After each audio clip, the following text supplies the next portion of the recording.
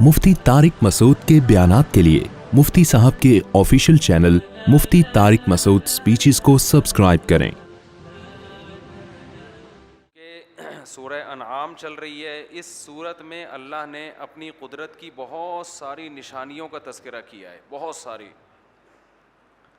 अब वो ज़ाहिर है वो सारी निशानियों का बयान हो तो बयान बहुत लंबा हो जाएगा। तो अल्लाह ने शिकायत की है, इस सूरत की इस पारे की इब्तिदा एक शिकायत से होती है कि इंसान इतना ज़िद्दी है कि हमने अपनी निशानियों के अंबार लगा दिए इस कायनात में,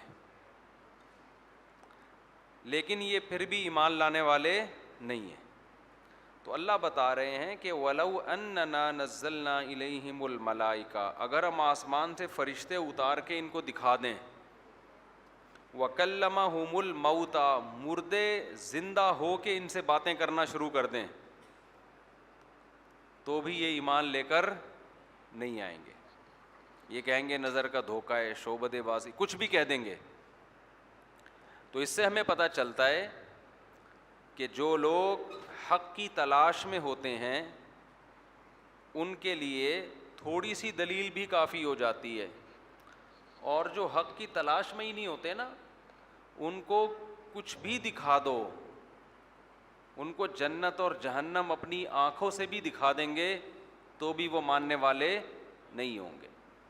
एक तो ये पता चला।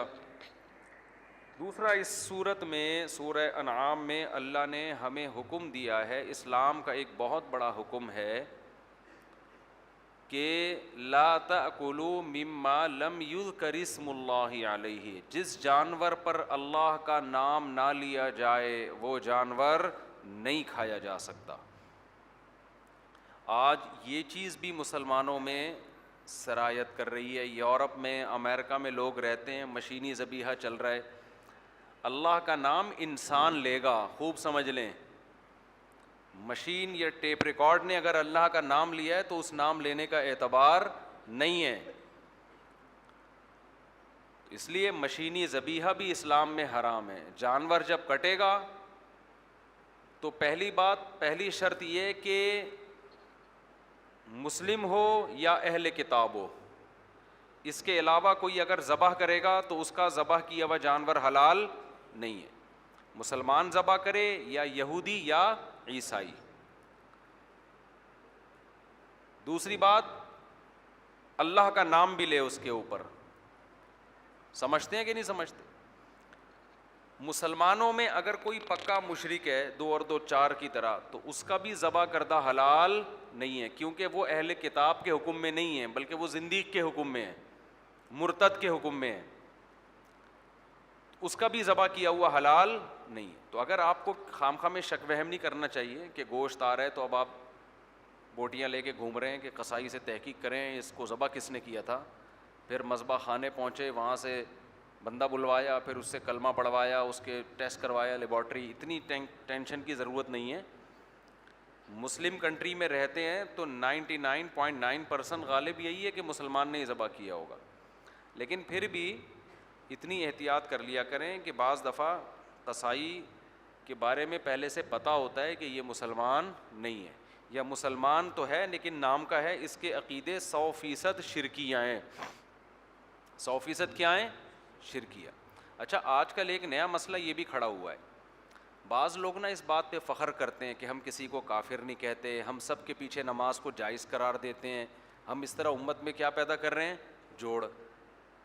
देखो, हम तो किसी को काफिर नहीं कहते, हम तो सबके पीछे नमाज को जायज़ करार देते हैं।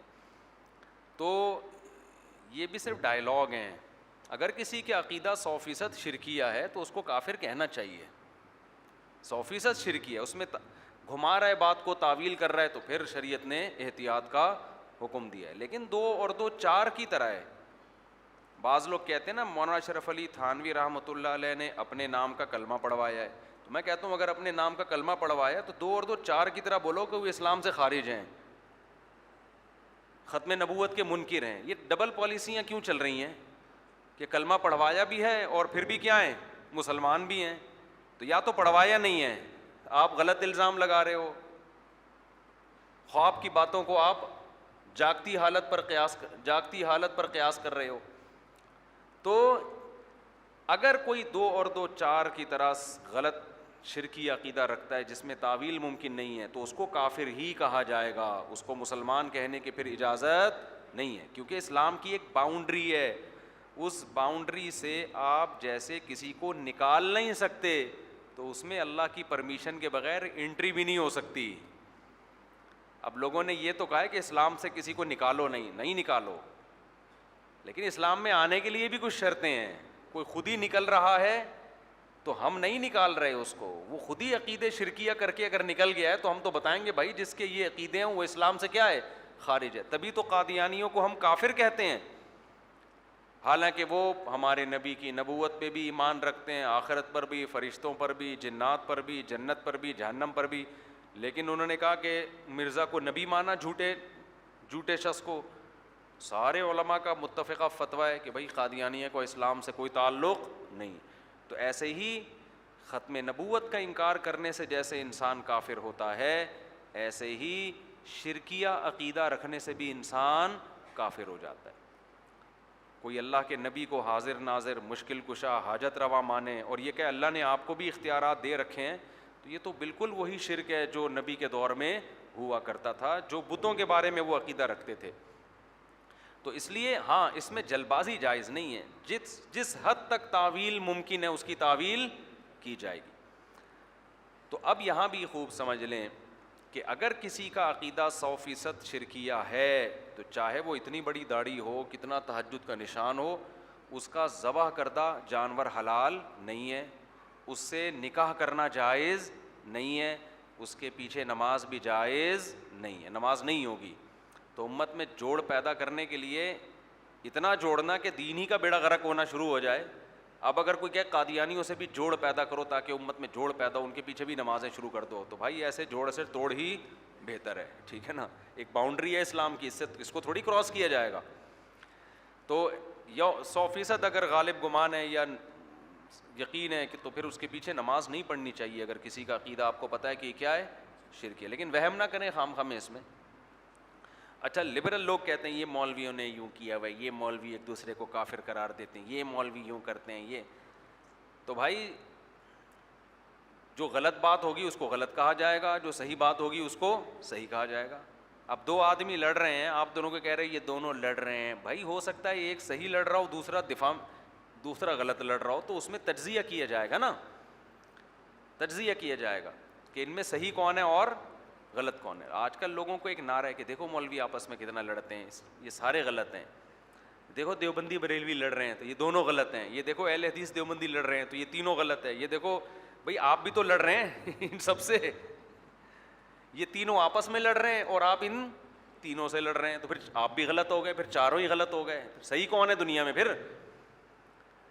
تو صحیح تو پھر کچھ دال چاول کے لیے 2-4 آدمی بچیں گے جو جنت میں دال چاول کھائیں گے. تو پہلا حکم, اچھا اب میں جلدی اس کے احکام بیان کر دوں.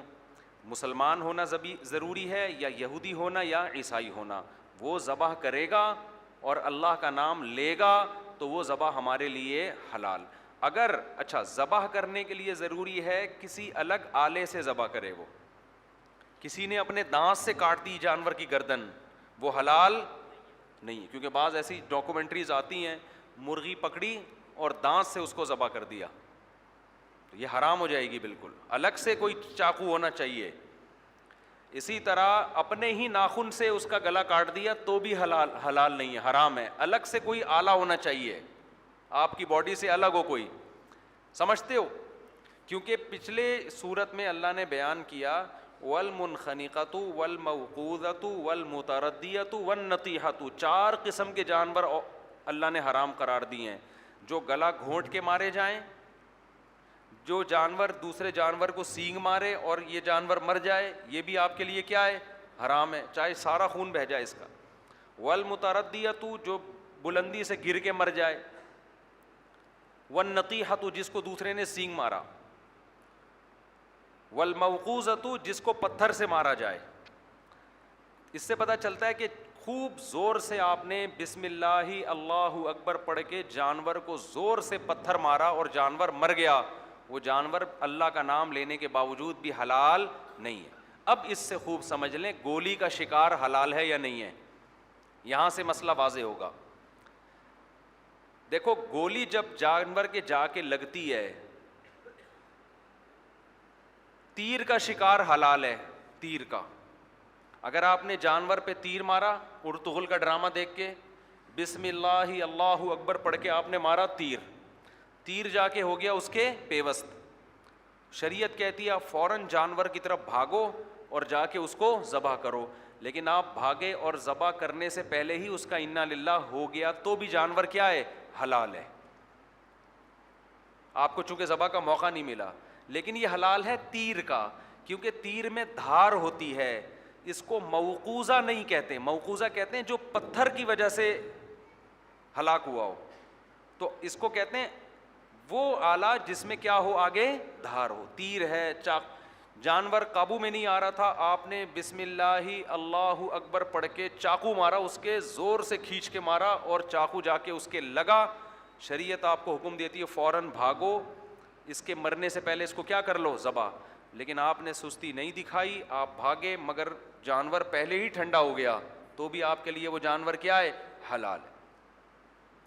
اسی طرح اللہ نے اس سے پہلی صورت میں جہاں یہ 4 جانور حرام قرار دیے نا, ان میں یہ بھی بتایا کہ جو شکاری کتا جس کو تم نے سدھایا وہ والمکلبین, اس کتے کو بھی اگر تم شکار پہ اللہ کا نام لے کے چھوڑتے ہو اور وہ کتا ما امسکنا علیکم تمہارے لیے شکار کرتا ہے. کتا آپ نے چھوڑا بسم اللہ اللہ اکبر پڑھ کے, ہرن پہ چھوڑ دیا آپ نے, کتا تگڑ تگڑ تگڑ تگڑ بھاگ رہا ہے, ہرن کو پکڑا گرایا. شریعت آپ کو حکم دیتی ہے آپ بھی کتے کے پیچھے پیچھے بھاگیں. ٹھیک ہے نا, اسپیڈ یقیناً آپ کی کم ہوگی, اگر آپ کی بھی اسپیڈ ہوتی تو پھر کتا پیچھے ہوتا, آپ آگے ہوتے. تو ظاہر ہے کتے کی اسپیڈ تیز ہے تبھی تو آپ نے کتا رکھا ہوا ہے. کتا اسپیڈ سے بھاگا اور اس نے ہرن کو دبوچ لیا. دبوچنے کے بعد وہ کتا اس ہرن کو پکڑ کے آپ کی خدمت میں پیش کر رہا ہے. شریعت حکم دیتی ہے جلد سے جلد جا کے اس کو کیا کر دو, ذبح. لیکن ذبح کرنے سے پہلے اس ہرن کی جان نکل گئی تو بھی وہ ہرن آپ کے لیے حلال ہے, کیونکہ کتا بھی آلہ جار ہے, کیونکہ نوکیلے دانت ہوتے ہیں نا دھار والے, تو وہ بھی چاقو اور تیر ہی کے حکم میں ہے, سمجھتے ہیں. لیکن شرط یہ ہے کہ کتے کو سدھایا ہوا ہو, اور یہ شرطیں فقہاء نے قرآن کی آیتوں سے ہی نکالی ہیں. کیونکہ اگر کتا ٹرینڈ نہیں ہے تو وہ بھاگا. ٹرینڈ نہ ہونے کی علامت یہ ہے کہ اگر اس نے ایک بوٹی بھی خود کھا لی نا اس میں سے, تو وہ جانور پورا آپ کے لیے کیا ہو جائے گا, حرام. دیکھو کتنی اسلام میں انسان کی عظمت کا خیال کیا گیا ہے کہ جانور کتے نے اپنے لیے شکار کیا ہے, تم اس جانور کو نہیں کھا سکتے. یہ انسان نہیں, یہ درندگی ہے, جانوروں کا بچاوا کھا رہے ہو تم وہاں بیٹھ کے. ہم نے دیکھا ہے تنزانیہ کے جنگلوں میں نا, شیر اپنے لیے شکار کرتا ہے, وہاں کے جنگلی لوگ آ کے اس کو اٹھا کے لے جاتے ہیں. یہ انسان کی انسانیت کے بھی خلاف ہے کہ جانور نے شکار کیا, کھا رہا ہے, آپ اس کو بھگایا, چل بے ہٹ یہاں سے. تو قرآن نے کیا بیان کیا, ما امسکنا علیکم, کتے نے تمہارے لیے شکار کیا ہو. تو اس کی علامت یہ ہے کہ اگر خود اس میں سے ایک بوٹی بھی کھا لی اس نے, تو اس کی علامت ہے کہ اب اس میں کنفیوژن پیدا ہو گئی ہے, اب یہ مشکوک ہو گیا ہے, تو اب آپ اس کو نہیں کھا سکتے. تو سدھایا ہوا کتا آپ کا آلہ کہلائے گا, یعنی گویا آپ کا تیر ہے جو آپ نے پھینکا ہے, سمجھتے ہو. تو اب اچھا, اسی طرح ایک شکار ہوتا ہے, باز کے ذریعے شکار کیا جاتا ہے. جو شکاری پرندے ہوتے ہیں, باز کو اگر آپ نے کسی جانور پہ چھوڑا بسم اللہ اللہ اکبر کہہ کے, کسی بھی پرندے پہ چھوڑ دیا, حلال پرندے پہ, باز اس کو پکڑ کے لے آیا آپ کے لیے, تو ذبح کرنے کا موقع اگر آپ کو نہیں ملا تو وہ بھی آپ کے لیے کیا ہے, حلال ہے. کیونکہ اس کی جو چونچ ہے نا وہ بھی چھری کی طرح ہوتی ہے, بلیڈ کا کام کرتی ہے, سمجھتے ہیں. لیکن فقہاء نے بیان کی ہے باز اگر اس میں سے خود بھی کھا لے گا تو بھی آپ کے لیے حلال ہوگا. وجہ اس کی ہے کہ باز کو یہ ٹریننگ دینا 100% ممکن نہیں ہے کہ خود نہ کھائے وہ, کتے کو تو طبیعت سے دھو دو گے وہ سمجھ جائے گا نا, ایک دفعہ کھا لیا دھو دو طبیعت سے. باز کو طبیعت سے دھو نہیں سکتے, وہ اتنا چھوٹا سا ہوتا ہے کہ اس کو 2 چماٹے لگائے تو خطرہ ہے کہ مر ہی نہ جائے وہ. اب رہا شکار, یہ میں اس لیے بتا رہا ہوں کہ شکار کے کتے آپ پال سکتے ہیں, ویسے خامخواہ میں کتا پالنا اسلام میں جائز نہیں ہے. نبی نے فرمایا جس نے کتا پالا روزانہ اس کے اعمال سے 1 قیراط اجر کم ہوتا چلا جائے گا, اس کی نیکیاں میزان کے ترازو میں روز ڈیلی کے حساب سے کم ہوتی چلی جائیں گی. تو بلا وجہ کتے مت پالا کرو, شکار کے لیے پالو یا حفاظت کے لیے. بعض لوگ پرندے پالتے ہیں تو چھت پہ کتے رکھنے پڑتے ہیں, کیونکہ ڈاکو ماکو لوگ چور آتے ہیں چھت پہ سے. کئی دفعہ ایسا ہوا ہے, ایک صاحب نے مجھے بتایا کہ صبح اٹھاؤں تو ایک بھی پرندہ نہیں تھا. تو کتا ہوتا ہے تو کم از کم وہ الارم بجا دیتا ہے ٹھیک ہے نا. تو مجبوری میں پالنا جائز ہے, بلا وجہ کتا پالنا جائز نہیں ہے. اب رہا شکار گولی کا. گولی کے شکار میں اختلاف ہے کہ اگر کسی نے بسم اللہ اللہ اکبر پڑھ کے جانور پہ گولی چلائی اور جانور ذبح کرنے سے پہلے مر گیا تو حلال ہے یا نہیں. بہت سے علماء کہتے ہیں کہ حلال ہے. وجہ کیا ہے؟ وہ کہتے ہیں گولی بھی آلہ جارحہ ہے, قتل کرنے کا کام کرتی ہے جیسے چاقو اور تیر. لیکن بر صغیر کے علماء اور بھی دنیا میں بہت سے علماء ایسے ہیں جو کہتے ہیں گولی کا شکار حلال نہیں ہے, کیونکہ گولی قتل تو کر دیتی ہے لیکن دھار کے ذریعے نہیں کرتی بلکہ مار کے ذریعے کرتی ہے, قوت مار, پھینکنے کی قوت. اور قرآن نے کہا ہے کہ پتھر سے مرا ہوا حلال نہیں ہے. اب پتھر آپ ہاتھ سے زور سے ماریں, وہ لوہے کا پتھر ہو, اسٹیل کا پتھر ہو, یا کسی آلے میں رکھ کے چلا دیں اس کو, تو اس سے کوئی فرق نہیں پڑتا. یہی وجہ ہے کہ اس پر تمام فقہا کا اتفاق ہے کہ اگر آپ نے پتھر اتنی زور سے مارا کہ اس کو خون نکال دیا تو بھی جانور حلال نہیں ہوتا.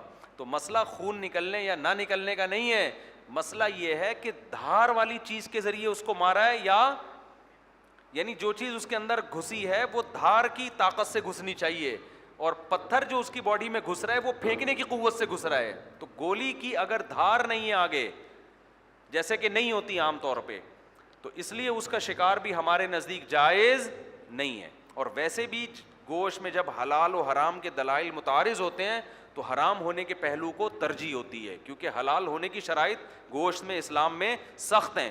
تو اس لیے گولی کا شکار نہ کھایا کریں. جب بندوق لے کے جائیں نا چھرے والی, یا ویسے شکار کیا ہے تو جانور کو ذبح کریں. اگر آپ کے ذبح کرنے سے پہلے مر گیا تو وہ آپ کے کام کا نہیں ہے.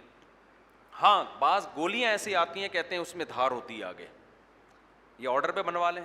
کوئی ایسی گولی ہو جس کے آگے نوک ہو, سوئی کی طرح نوک ہو, وہ پھر نوک کے ذریعے اندر گھسے, تو پھر بسم اللہ اللہ اکبر پڑھ کے اگر فائر مارا ہے تو اس کا شکار کیا ہو جائے گا؟ حلال ہو جائے گا. تو یہ احکام اللہ نے بیان کیے. اب ہم آگے چلتے ہیں. تو میں یہ عرض کر رہا تھا بھائی یورپ میں امریکہ میں جو لوگ رہتے ہیں مشینی ذبیحہ نہ کھایا کریں. اچھا اسلامی ملک میں رہتے ہیں تو سب کو پتہ ہے کہ لوگ ذبح کرتے ہیں اللہ کا نام لے کے, تو یہاں گوشت کے بارے میں تحقیق کرنا ضروری نہیں ہے. لیکن غیر مسلم کنٹری میں جب آپ جاتے ہیں تو بغیر تحقیق کے آپ کے لیے گوشت کھانا حلال نہیں ہے. اور تحقیق میں یہ نہیں کہ بس حلال کا ٹھپا لگا ہوا ہے, وہاں ہر چیز پہ حلال کے ٹھپے لگ رہے ہیں. تو وہ ٹھپے وپے سے کچھ نہیں ہوتا. آج کل لبرل مولانا بھی مارکیٹ میں بہت آ گئے ہیں, وہ حلال کا سرٹیفکیٹ ویسے ہی ان کو پکڑا دیتے ہیں, اور وہ تو ان کا تو مذہب میں ہی اتنی وسعتیں ہیں. تو پراپر طریقے سے جب بھی کسی کنٹری میں جائیں تھوڑا تحقیق کریں, مذبح خانہ جا کے دیکھیں, تھوڑا ریسرچ کریں, کچھ اللہ کی خاطر قربانی دیں. تو جب تک آپ کو یقین نہیں ہو جاتا اس وقت تک ویجیٹیرین بنے رہیں, آلو پیاز ٹماٹر پہ گزارا کریں. سمجھتے ہو؟